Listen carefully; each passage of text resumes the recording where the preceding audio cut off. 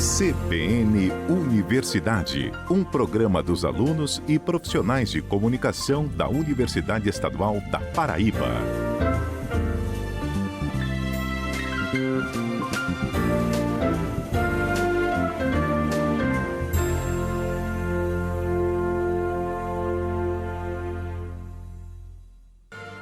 Bom dia, pessoal!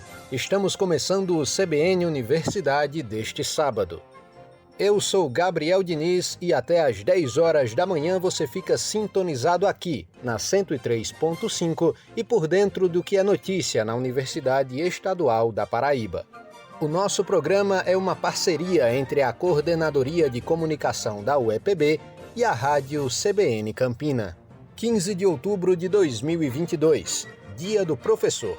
E nós que fazemos o CBN Universidade já iniciamos agradecendo a todas as pessoas que escolhem essa profissão e que nos ensinam diariamente. Nosso muito obrigado a vocês, mestres do conhecimento. E por falar em professor, temos a participação do professor Luciano Nascimento no quadro Direito e Cidadania. Na coluna de hoje, racismo e xenofobia no pós-eleição. E você sabia que na UEPB, a maior parte do quadro de docentes é formada por professores doutores? Neste sábado, vamos falar sobre o projeto de extensão da UEPB que auxilia alunos e professores para melhorar a relação ensino-aprendizagem. Tem oportunidade de intercâmbio com bolsa para estudantes da UEPB através do programa Top Espanha Santander. Na entrevista deste sábado, vamos falar sobre a atuação da mulher na agricultura familiar e na agroecologia. Segundo o Congresso Universitário da UEPB, promove atividades de caráter cultural, científico e político para a comunidade acadêmica e para a sociedade. Fica sintonizado com a gente que o CBN Universidade está apenas começando.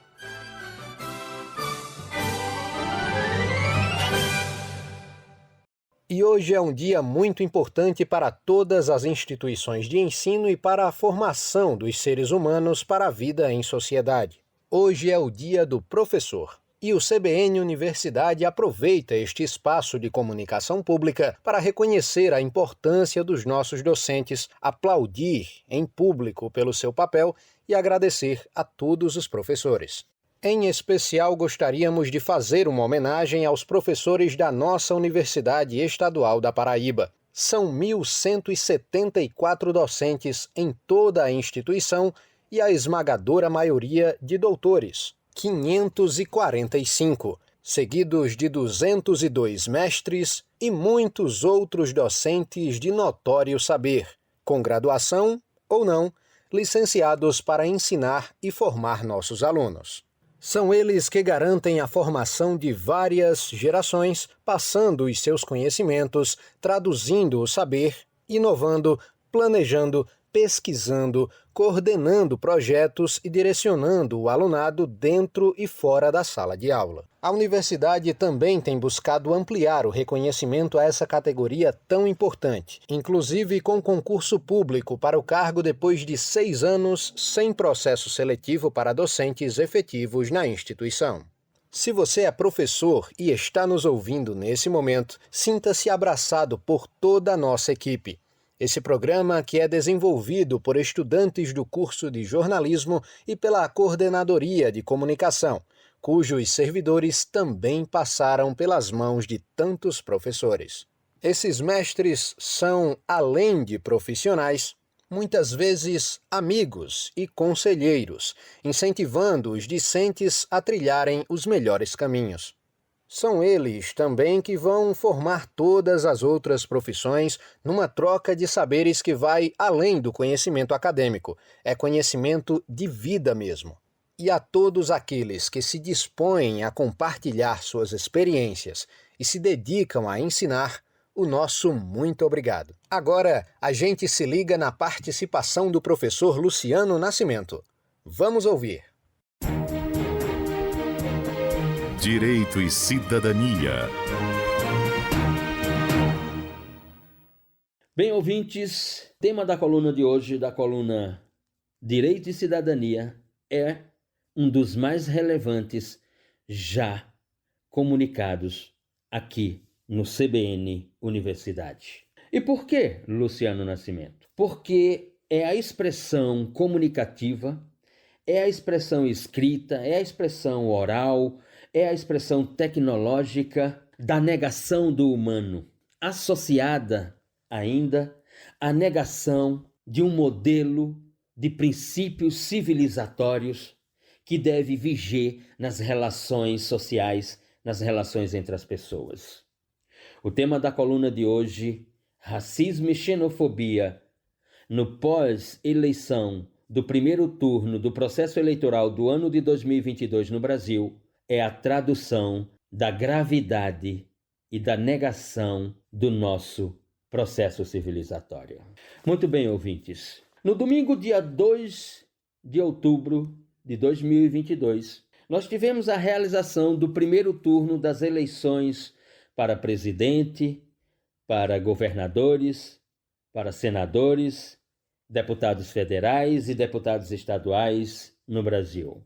E no dia 2 de outubro, após o Tribunal Superior Eleitoral realizar a finalização de todo o processo eleitoral em seu primeiro turno, das eleições em seu primeiro turno, o que podemos constatar foi uma avalanche de comunicação, uma avalanche de postagens, uma avalanche de artes nos perfis de redes sociais como Facebook, Instagram, TikTok, nos apps de mensageria como o WhatsApp, o Telegram.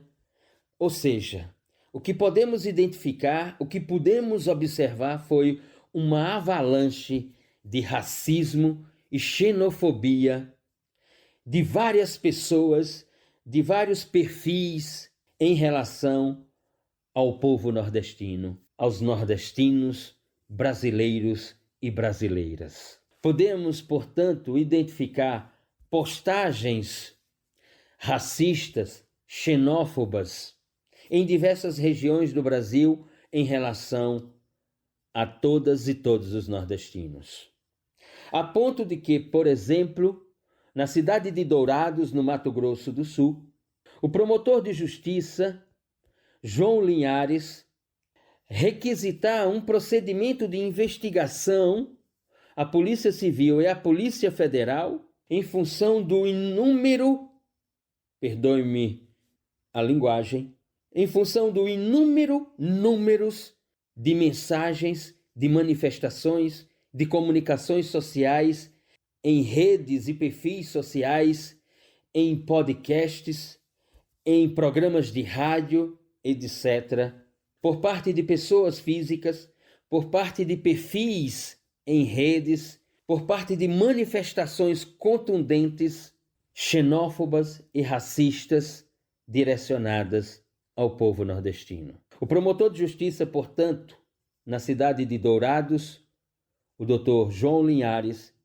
requisita à Polícia Civil e à Polícia Federal a instauração de procedimentos investigativos sobre as centenas de denúncias de registros fotográficos, de prints, de vídeos, de artes postadas que simplesmente representam uma negação da escultura jurídica previstas na Lei 7.716 de 1989.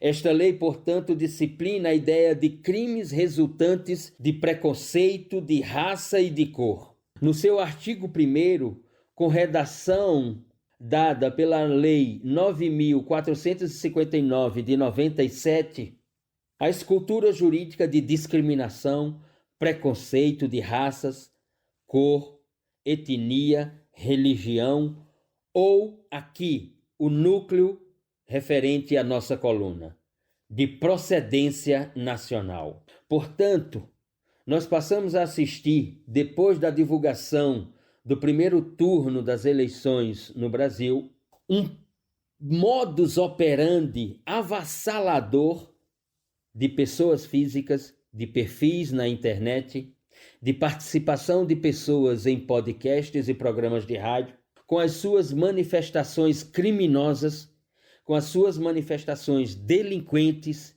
com as suas manifestações de natureza tipológica de crime ou delito contra o povo nordestino. No artigo 20 desta lei, o legislador estabeleceu, portanto, uma pena de 1 a 3 anos de reclusão para essas manifestações discriminatórias, preconceituosas, de raça, cor, etnia, religião ou procedência nacional. Por uma parte da população brasileira que se julga superior a outra parte da população brasileira de outras regiões, especificamente o Nordeste. De pessoas que se julgam superiores como se fossem seres arianos na Alemanha nazista, entre os anos de 1933 e 45, em direção ao povo judeu. No parágrafo 1º do artigo 20 da Lei 7.716 de 1989, com redação dada pela Lei 9.459 de 97, nesse parágrafo 1º, o legislador fala que quem fabricar, quem comercializar, quem distribuir emblemas, símbolos, propagandas, quem fizer isso na forma de discriminação, preconceito, raça, etnia, cor, religião ou procedência nacional, qualifica a sua conduta, ou seja, significa dizer que a pena prevista salta de 1 a 3 anos de reclusão para 2 a 5 anos de prisão de reclusão. No parágrafo 2º, o legislador colocou que se essas manifestações orais ou escritas, ou até artísticas em formas de arte tecnológica para um mundo digital, um mundo virtual, se essas manifestações se derem por meios de comunicação social ou publicação de qualquer natureza, portanto, o que engloba a internet, as redes sociais, os programas ou os apps de mensagerias, como WhatsApp e Telegram, a pena sai de 1 a 3 anos de reclusão para 2 a 5 anos. O que nós assistimos desde o dia 2 de outubro, com a finalização do primeiro turno das eleições no Brasil, é a manifestação por parte de uma população brasileira que é a negação do processo civilizatório, é a negação dos princípios civilizatórios, é a negação da sociedade moderna como o espaço geográfico e humano da pluralidade, do pluralismo de ideias, de raças, de cores, de etnias, de religião, etc. O que nós assistimos é uma prática que o direito tipifica como racismo e xenofobia. Isso é crime. Obrigado, Luciano. E no próximo sábado tem mais Direito e Cidadania aqui no CBN Universidade. Bom, vamos fazer o nosso primeiro intervalo do dia, mas fiquem ligados que no próximo bloco a gente fala sobre o edital que está aberto com vagas de intercâmbio na Espanha. Não sai daí que já já voltamos com essa e outras informações para você, ouvinte da CBN Campina, a rádio que toca notícia. CBN Universidade, na CBN Campina Grande. Voltamos com o nosso programa nesta manhã de sábado e seguimos falando sobre educação. E com um dado bem preocupante, viu? É que pesquisas apontam que um dos efeitos da pandemia é que brasileiros apresentam até 4 anos de defasagem educacional. Isso mesmo. O estudo foi feito pela empresa Alicerce Educação e avaliou mais de 2.700 alunos em todo o Brasil. Os dados foram coletados no ano de 2021 e, através deles, foi possível observar o reflexo do período de aulas remotas e o distanciamento social. No geral, a pesquisa revela que mais de 90% dos alunos de várias idades apresentam defasagem na leitura, escrita e em matemática. E na tentativa de auxiliar professores e alunos a diminuir essa barreira na relação ensino-aprendizagem, um projeto de extensão desenvolvido pela Universidade Estadual da Paraíba está capacitando estudantes e professores de escolas aqui em Campina Grande. É o Aprendendo sobre Aprender. Confere aí na reportagem de Brenda Lohane. O projeto de extensão Aprendendo sobre Aprender apresenta práticas pedagógicas para melhorar a abordagem com os alunos no processo de educação. A iniciativa busca uma metodologia de ensino-aprendizagem mais eficaz para a sala de aula. O projeto é coordenado pela professora da UEPB, Livânia Brandão. Ela fala da importância da iniciativa para a sociedade e relata como o mesmo contribui para o estudo das questões relacionadas a transtornos de aprendizagem. Quando a gente pensa nos distúrbios e nos transtornos de aprendizagem, muitas vezes há muita falta de informação, né? Então, além do fato de que nós divulgamos, né, muitas informações que as pessoas não têm acesso muito fácil, nós também trabalhamos aprimorando, né, a prática dos alunos, tanto de pedagogia como de psicologia. Então, muitos alunos, a partir daí, as ações, além, né, do material todo de divulgação que a gente prepara no Instagram, nós também fizemos pesquisa em escolas, palestra, né, e divulgamos das palestras, no caso, para os professores, também divulgando, né, para os professores e dando esse suporte para que eles compreendam melhor e saibam como lidar, né, com as crianças e adolescentes que apresentam algum tipo de transtorno de aprendizagem. A docente ainda reforça a forma como o projeto consegue abordar algumas questões fundamentais para a promoção do conhecimento de qualidade no âmbito escolar, acadêmico e social. Do ponto de vista dos alunos, houve um crescimento muito grande, né, porque a gente abriu espaço para que eles compreendessem melhor os transtornos de aprendizagem, a forma de lidar com eles. Nós fizemos palestras, né, em algumas das instituições que abriram espaço para a gente. Então, o público-alvo, além de ser, né, os próprios alunos, é a população em geral, professores, famílias, porque a gente divulga material informativo, né? A gente quebra um pouco com essa ideia do preconceito, né? Trabalhamos nessa perspectiva também. A iniciativa é realizada por alunos e alunas dos cursos de Pedagogia e de Psicologia do Campus 1 da UEPB, aqui em Campina Grande, e aplicada em escolas públicas e particulares da cidade, tanto com crianças com dificuldade na aprendizagem quanto com os professores. Sabrina Costa Toscano, estudante de Psicologia da Universidade e integrante do projeto, conta como foi a sua experiência com o Aprendendo sobre Aprender.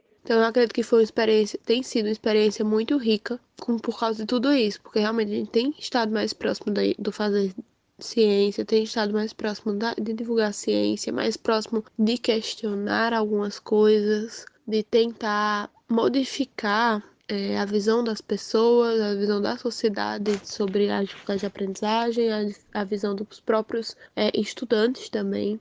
E essas são as nossas ambições, né? E tem sido muito interessante trabalhar com um grupo tão coeso nesses objetivos e com uma professora que tem dado muito suporte. Então, no geral, foi uma experiência muito enriquecedora. O projeto realiza pesquisas e ações a partir de elementos teóricos e práticos, que facilitam o processo de compartilhamento em torno do assunto. Nilza Alessandra Cardoso atua como voluntária do projeto e também aprendeu bastante com a atividade na prática. Eu consegui me encontrar e ter a certeza que eu quero seguir na carreira da educação, sabe? A extensão fez com que eu tivesse um olhar para a aprendizagem, eu me encontrei nessa área. Tanto que atualmente eu tenho estagiado sendo acompanhante terapeuta.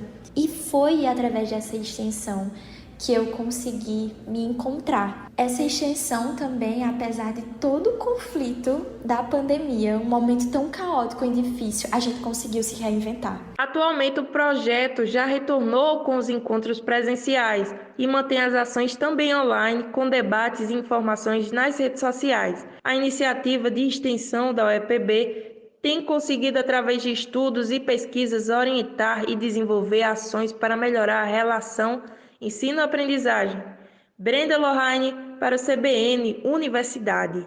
Obrigado, Brenda. E se esse projeto de extensão te interessou, você pode seguir o perfil deles na rede social. É no Instagram, através do @metaaprendizagemuepb. E seguimos com mais ensinamentos aqui no CBN Universidade. Afinal de contas, todos os sábados trazemos para você, ouvinte da rádio CBN Campina, dicas sobre o nosso português, de uma maneira bem descomplicada e para ser praticada no dia a dia. Fica ligado. Português sem segredos, com Edson Tavares. Preste atenção nas frases a seguir e reflita nas perguntas propostas. Primeira frase: a maioria das pessoas comentaram ou comentou a postagem. Segunda frase: grande parte dos indivíduos vive ou vivem com estresse. Terceira frase: a maior parte das crianças já foi ou já foram para a escola. Quarta frase: boa parte dos condôminos compareceram ou compareceu à reunião. Última frase: parte dos empreendedores começaram ou começou com pouco dinheiro. Qual você acredita que esteja certo? Colocar o verbo no singular ou no plural? Para entendermos melhor, vamos selecionar uma dessas orações. A maioria das pessoas comentaram ou comentou a postagem. Veja que o sujeito, a maioria das pessoas, tem o núcleo no singular, maioria. No entanto, este núcleo é seguido de uma palavra no plural, pessoas. Chamamos de sujeito coletivo partitivo o termo no plural. Pessoas, indivíduos, crianças, condôminos, empresários, funcionários, etc. Quando estão em associação com o núcleo do sujeito no singular que expressa quantidade. Parte, maioria, por aí vai. Quando isso ocorre, a concordância pode ser feita tanto com o núcleo do sujeito, e então ficará no singular, quanto com o substantivo após o núcleo, e dessa forma ficará no plural. Assim, a maioria das pessoas faltou à reunião ou a maioria das pessoas faltaram à reunião. No entanto, é importante lembrar que é preferível, pela norma culta, e é também mais usual em veículos de comunicação, a concordância verbal no singular. Logo, sempre faça a opção por dizer a maior parte das crianças já foi para a escola. Boa parte dos condôminos compareceu à reunião. Parte dos empreendedores começou com pouco dinheiro. A maioria das pessoas comentou a postagem. Grande parte dos indivíduos vive com estresse. Agora preste atenção numa coisa. Você pode ser livre para escolher uma ou outra forma, mas uma vez escolhendo uma, deverá se manter com ela até o final. Eu vou pegar essa última frase. Grande parte dos indivíduos vive com estresse. E vou trocar a expressão com estresse por estressado. Pronto, aí você precisa ficar ligado que a concordância dessa palavra deve ser a mesma que escolheu para o verbo. Assim, grande parte dos indivíduos vive estressada. Ou então, grande parte dos indivíduos vivem estressados. Mas não se estresse, eu volto. Até a próxima. Obrigado, professor Edson. E sábado que vem tem mais Português Sem Segredos aqui no CBN Universidade. E vamos fazer mais um intervalo rapidinho. No próximo bloco tem entrevista aqui no nosso programa e a gente fala sobre os perigos do uso de agrotóxicos na plantação e o papel das mulheres na produção agroecológica. A gente vai e volta rapidinho. CBN Universidade, na CBN Campina Grande. Estamos de volta com o CBN Universidade neste sábado apresentado por mim, Gabriel Diniz. E para você que sintonizou agora, seja muito bem-vindo e muito bem-vinda ao nosso programa. Por aqui você fica por dentro das principais notícias da UEPB. Me diz uma coisa, você já ouviu falar que o Brasil é o maior consumidor mundial de agrotóxicos? Pois é, e esse dado é de acordo com a Empresa Brasileira de Pesquisa Agropecuária, a Embrapa. São mais de 300 mil toneladas consumidas por ano no país. O mundo todo consome 2,5 milhões. Ou seja, o Brasil sozinho é responsável por quase 10% do total de produtos com agrotóxicos comprado e consumido em todo o planeta. O problema é que os danos para a saúde humana são enormes, tanto para os consumidores quanto para os trabalhadores que lidam com os defensivos e venenos, assim como os prejuízos para o solo, meio ambiente e toda a fauna dos territórios em que os agrotóxicos são aplicados. Entre as consequências mais comuns estão os cânceres, intoxicação, desenvolvimento de deficiências, alterações de DNA e na tireoide e danos hormonais. De acordo com o Instituto Nacional de Câncer, o INCA, há pelo menos 8 ingredientes autorizados pela Anvisa que estão relacionados com o desenvolvimento do câncer. Por isso é tão importante estar atento ao consumo de alimentos orgânicos produzidos de forma natural, sem pesticidas, defensivos ou veneno. A UEPB tem a primeira graduação em agroecologia do Nordeste, ofertada no Campus 2, na cidade de Lagoa Seca, com projetos que visam o incentivo à agricultura familiar e à produção de alimentos orgânicos. Lá é desenvolvido o projeto de extensão Agroecologia em Prosa, que realiza uma série de atividades.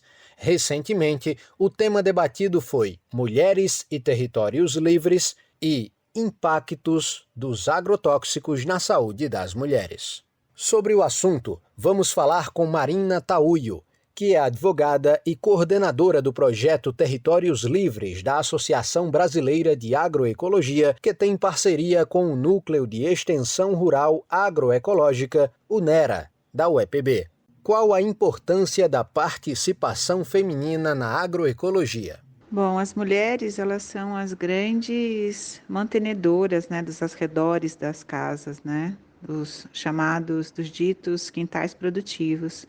E sendo elas fazendo essa manutenção através do plantio, do cultivo, da ornamentação de plantas, de flores e do cuidado dos pequenos animais, as mulheres, elas historicamente, elas auxiliam, elas realizam a conservação dos agroecossistemas, porque a partir da conservação, então, dessa biodiversidade, através dos conhecimentos tradicionais que elas possuem e que elas passam de geração em geração, elas se tornam figuras fundamentais para a agroecologia, pela atividade que elas fazem, que acaba resultando, que elas asseguram a segurança alimentar, a segurança nutricional de toda a família, pelo cultivo também das hortas, pela colheita que elas fazem, pela conservação das sementes crioulas. Então, elas são as grandes guardiãs da agrobiodiversidade e também da diversidade cultural que a gente tem. Por isso que tem a importância da participação feminina, das mulheres na agroecologia, e há um lema, que a gente utiliza, que sem feminismo não há agroecologia, Então, pensando justamente neste trabalho que infelizmente é invisibilizado pela nossa sociedade, não é valorizado, na medida que se proporciona tantos benefícios à nossa sociedade. Podemos dizer que as mulheres estão mais expostas aos agrotóxicos? Quais os prejuízos à saúde da mulher que tem contato com esses produtos? Bem, as mulheres, elas se expõem, aos agrotóxicos, na medida que elas são as grandes cuidadoras, Elas sendo cuidadoras, elas cuidam da casa, elas cuidam da família, elas cuidam, por exemplo, da lavagem de roupa, e quando elas vão lavar essa roupa, por exemplo, elas se expõem ali, que elas pegam as roupas, não adianta, por exemplo, vir uma roupa que o marido, ou que seu companheiro, ou que seu filho utilizou para aplicar o agrotóxico, mas de alguma forma tem que ser lavada, né? Então, elas pegam aquela roupa para lavar e elas têm um contato direto, né, com esses pesticidas, né, com esses agrotóxicos, esses agroquímicos, e elas não estão protegidas, né, nessa manutenção, e elas também manuseiam, né, elas acabam manuseando, por exemplo, as embalagens dos agrotóxicos, elas também se expõem preparando, né, o ativo para o filho ou para o marido aplicar, então elas têm contato com isso e acaba que muitas mulheres têm diversos problemas decorrentes da utilização de agrotóxico, né, um dado que a gente sabe é que, por exemplo, o câncer de mama é que mais mata mulheres no Brasil, né, então e tem estudos, né, que estabelecem essa relação, né, entre a utilização do agrotóxico com o câncer de mama. Então, não adianta, apesar de que se diz, né, de que o homem está utilizando na lavoura, e tem mulheres que também trabalham na lavoura, e tem mulheres que também aplicam, realizam essa aplicação, né, mas que tem esse contato também de forma direta e indireta, né, aos agrotóxicos, e isso traz outros prejuízos diversos em relação à saúde por ser algo químico, né? Existe uma diferença no impacto à saúde de quem trabalha diretamente no plantio e quem consome alimentos contaminados? Com certeza existe, né, uma diferença no impacto à saúde de quem trabalha diretamente no plantio e de quem consome alimentos contaminados, porque quando você trabalha, você está manuseando o agrotóxico, e naquele manusear você tem diretamente o impacto na sua pele, na questão do sistema respiratório, é completamente diferente de alguém que vai somente se alimentar daquele alimento que posteriormente decorre daquela produção e não tem esse contato direto, então vamos dizer, né, com esse agroquímico. É algo direto, é algo que tem dados também de relato de intoxicação por agrotóxicos, né? O grande relato, os grandes dados que se tem em relação à intoxicação de agrotóxico de forma direta, né? Como driblar as pragas sem utilizar agrotóxicos? Se pensando então no combate de pragas sem a utilização de agrotóxico, a agroecologia ela ensina então diversas técnicas que se tem, e isso depende muito do agroecossistema que se vai trabalhar, né? Porque depende do desequilíbrio que se está ali presente naquele agroecossistema, e existem técnicas então que vão possibilitar que sejam realizada a transição agroecológica, né? Ou então a produção, a partir da produção orgânica, através de técnicas que abrangem, por exemplo, cuidados, né, daquela localidade através do manejo, através do controle biológico, da poda higiênica, há também a possibilidade de se fazer o cultivo consorciado, né, de forma estratégica, ou a pulverização de receitas caseiras. Então, assim, são medidas que almejando assim de forma sustentável, elas se tornam eficientes, e inclusive pensando então na questão de ter um baixo custo, né, nessa produção, vindo no contexto, ali pensando no contexto da agricultura familiar, que possibilita, então, que seja produzido sem a utilização de agrotóxico. Então, são diversas técnicas que são ensinadas por esses agricultores, que são realizadas dentro dos seus contextos, né, para se trabalhar dessa forma agroecológica, sem necessitar, então, dos agrotóxicos. Marina, explica pra gente como funciona o processo de produção de alimentos orgânicos por essas mulheres até a chegada deles à mesa dos consumidores.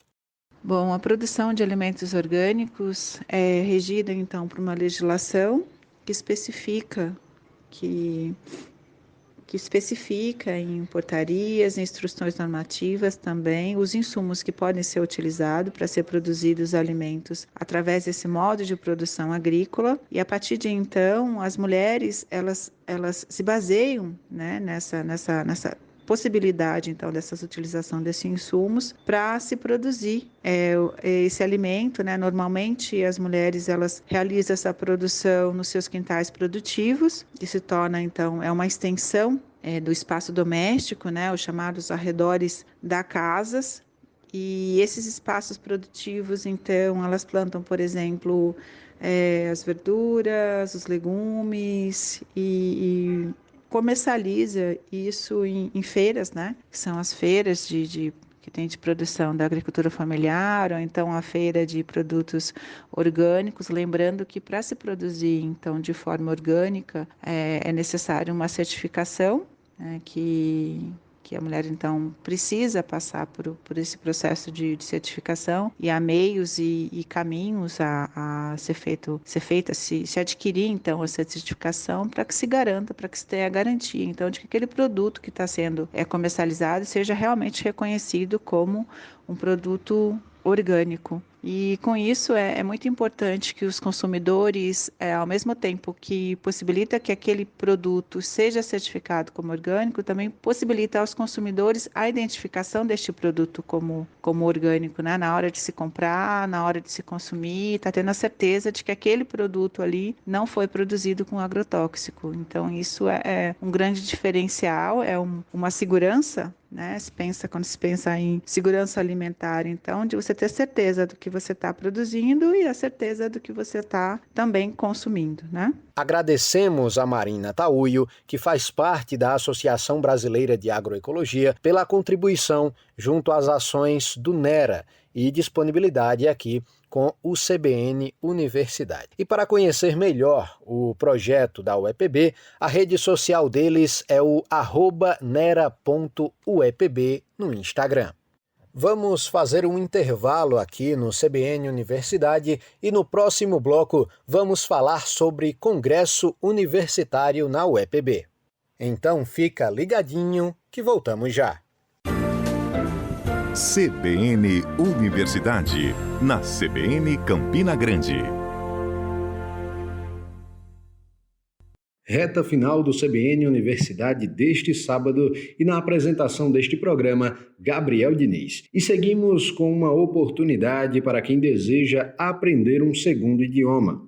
É que a Universidade Estadual da Paraíba, através da Coordenadoria de Relações Internacionais, a CORE, divulgou as inscrições para o programa Top Espanha Santander Universidades. Essa iniciativa incentiva alunos e professores a aprimorarem seus conhecimentos no idioma espanhol e sobre a cultura espanhola.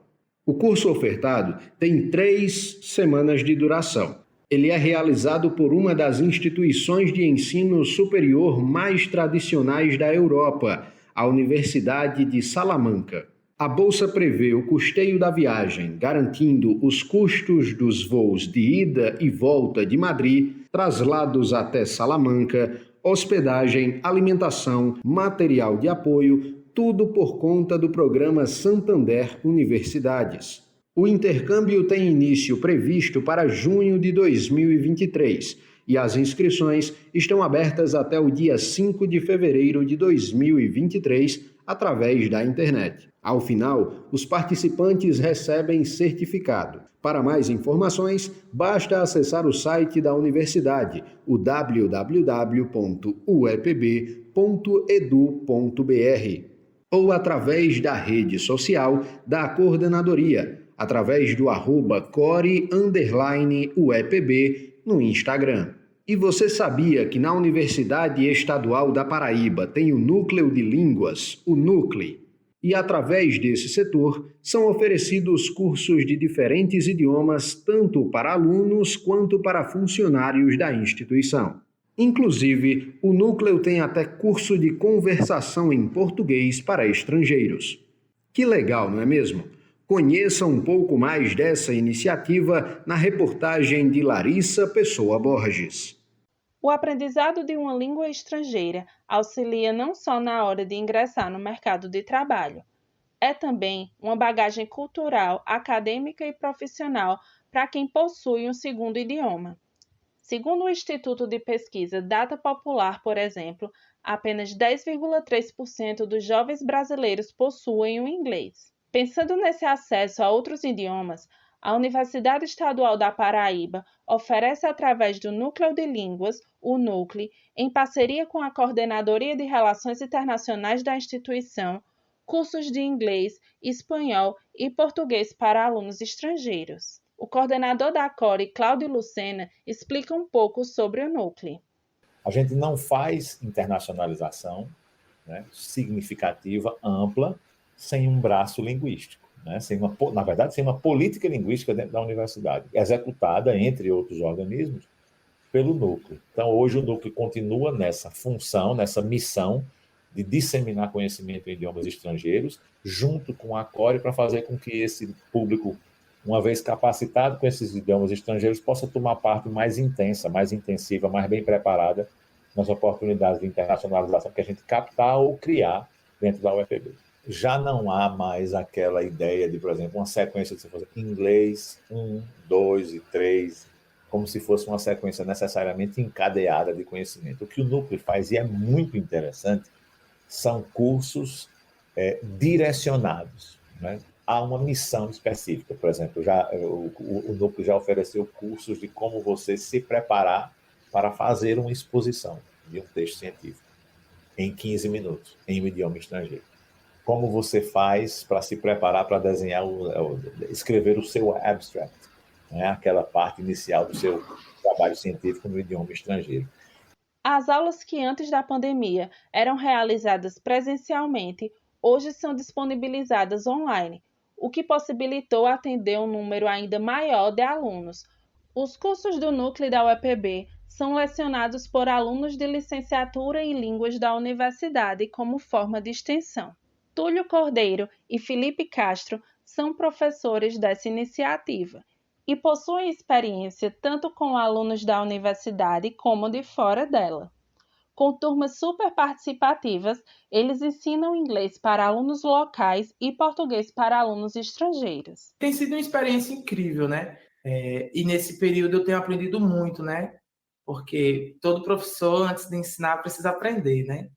Então, para mim tem sido muito gratificante, porque eu estou trabalhando justamente com um público que eu tenho muita afinidade, né? Que é o público da academia, essa demanda da UEPB, né? Ensinar a nossa língua materna para os estrangeiros é uma experiência singular. Então, tem sido enriquecedor, tanto para a minha própria aprendizagem, né? Porque nós, falantes, estamos sempre em constante aprendizado, e principalmente quando se trata da língua, porque a língua é algo dinâmico, né? A iniciativa não beneficia apenas estudantes brasileiros. Acolhe também intercambistas que optaram por estudar na UEPB. Akel Ganim é iraquiano e faz parte da turma do curso de português e foi um dos vários alunos estrangeiros que aprimorou a língua através das aulas do núcleo. Esse projeto, eu acho que não só eu, bastante estrangeiros ajudou, porque a primeira coisa que você entra na comunidade, primeiro tem que ter comunicação linguística como comunidade. E através de faculdade, através desse projeto, ajudou bastante no nosso aprendizagem de língua, principalmente língua portuguesa. A gente vive com ambiente acadêmico, estudar, aprender gramática, aprender regras de língua portuguesa, e foi desenvolvimento. Segundo o mapeamento feito pela UEPB recentemente, docentes de 10 centros apontaram interesse em ações de intercâmbio virtual. Para esses e outros alunos interessados em qualquer tipo de mobilidade internacional, se aprimorar e investir em outro idioma faz toda a diferença. Então é importante ficar de olho nas oportunidades oferecidas pela CORE e pelo núcleo. As informações sobre vagas e inscrições sempre ficam disponíveis no Instagram do projeto, o @núcleoUEPB. Aqui quem fala é Larissa Pessoa para o CBN Universidade. Obrigado, Larissa. E agora vamos falar do 2º Congresso Universitário da UEPB, que acontece no período de 8 a 10 de novembro deste ano. Essa iniciativa visa a interação transformadora dos 3 pilares da universidade: ensino, pesquisa e extensão. Além disso, outra grande novidade é que dentro desse evento acontecerá o 1º Congresso da Pós-Graduação. O nosso repórter João Cardoso tem os detalhes sobre esse grande evento de divulgação da ciência. Vamos ouvir. Planejado pela Pró-Reitoria de Graduação, Extensão, Pós-Graduação e Pesquisa, o 2º Congresso Universitário da UEPB será realizado nos dias 8, 9 e 10 de novembro. O evento foi incorporado recentemente ao calendário acadêmico da instituição e é uma junção das diferentes atividades das pró-reitorias de graduação, de pesquisa e de extensão. O pró-reitor de pós-graduação em pesquisa, Francisco Jaime, explicou como será a metodologia do evento. O Congresso Universitário foi uma ideia planejada pelas pró-reitorias de graduação, extensão e pró-reitoria de pós-graduação em pesquisa, as 3 atividades fins da universidade, de forma a mostrar que o ensino e a pesquisa e extensão não acontecem de maneira isolada. Esse tripé, que é considerado tripé universitário, na verdade, é uma coisa só. E existe muitas interfaces entre esses 3 pilares. Então, é exatamente a possibilidade que a gente vai ter de mostrar para os estudantes e para a sociedade como esses tripés interagem. Então, será efetivamente um espaço para realização de atividades extracurriculares e de formação complementar. É um evento 100% gratuito, ninguém tem que pagar absolutamente nada, e as pessoas vão poder se inscrever em diversas atividades que vão estar acontecendo de maneira simultânea na instituição. A gente vai ter mesas redondas, oficinas, palestras, minicursos. Então, cada interessado vai poder entrar no site, escolher as atividades que tenham mais a ver ou que sejam de interesse para você ter contato com a sua formação, e dessa forma você vai entrando de uma sala para outra, de uma mesa para outra, fazendo com que seja um espaço de fato de construção do conhecimento. O principal objetivo do Congresso Universitário é mostrar para a sociedade e a comunidade acadêmica que o ensino, pesquisa e extensão não acontece de uma maneira isolada. Segundo o pró-reitor de pós-graduação, a ideia é que o estudante possa participar de todas as atividades sem nenhum tipo de barreiras. Além de ser um grande evento para os estudantes dos mais diversos cursos da instituição, o congresso também estará aberto para toda a sociedade. A ideia é que os estudantes eles possam permear por todo o congresso sem nenhum tipo de barreira. Em cada sala vai estar tendo uma atividade diferente, uma atividade de extensão, uma atividade do comitê de ética, uma novidade de inovação, uma atividade de pesquisa, uma atividade da pós-graduação, e o estudante de qualquer curso que seja da universidade, não só os estudantes do curso, na verdade esse é um evento que também é aberto à comunidade, então as pessoas aqui de Campina Grande ou de outras cidades que quiserem se inscrever também vão ter essa possibilidade. É um espaço onde a pessoa vai poder permear do ensino para a pesquisa, para a extensão da pós-graduação, absolutamente sem nenhum tipo de restrição. Isso faz parte da vida acadêmica, então é importante de fato que o estudante, independente se ele for aluno só da graduação, ser um monitor, ou ele faça um projeto de extensão, ou faça um processo de pesquisa, que ele possa conhecer essas outras vertentes, que são todas atividades inerentes às atividades acadêmicas. Outra grande novidade é que dentro do 2º Congresso Universitário acontecerá o 1º Congresso da Pós-Graduação. É nele em que os alunos de mestrado, doutorado e especialização poderão apresentar seus trabalhos na mostra do Stricto Sensu. O aluno que optar em participar dessa exposição terá que seguir algumas normas. O pré-requisito é muito semelhante aos anteriores. O estudante interessado vai ter que se inscrever no congresso, clicar lá que ele quer participar da mostra científica, e quando ele clicar lá vai ter exatamente as normas, os modelos do resumo que ele precisa apresentar para que a gente possa organizar os trabalhos dentro dos grandes macrotemas, aqueles 8 temas gerais que vão agregar, na verdade, áreas do conhecimento. Mas é um processo bem simples, nada burocrático, e todos os templates vão estar todos disponíveis no site do evento. O segundo Congresso Universitário da UEPB promove a interação transformadora entre o ensino, pesquisa e extensão. É nele onde o aluno participa de atividades de caráter educativa, cultural, científica e política. João Cardoso para o CBN Universidade. Obrigado, João Cardoso. E assim, a gente encerra o CBN Universidade deste sábado. Agradecemos a sua companhia. O programa deste sábado teve a minha apresentação, Gabriel Diniz, com produção e reportagem de Brenda Lohane, João Cardoso, Larissa Pessoa e Laís Araújo. Edição de Isis Coelho e Lucielen Lima. Edição técnica de Apolo Ricarte e Estevão Barbosa. Direção de Hipólito Lucena. E para quem perdeu alguma matéria do nosso programa, a partir do meio-dia, todo o nosso conteúdo estará disponível no canal Rede UEPB no YouTube. O nosso programa volta no próximo sábado, a partir das 9 horas da manhã, aqui, na CBN Campina. Até lá! CBN Universidade, na CBN Campina Grande.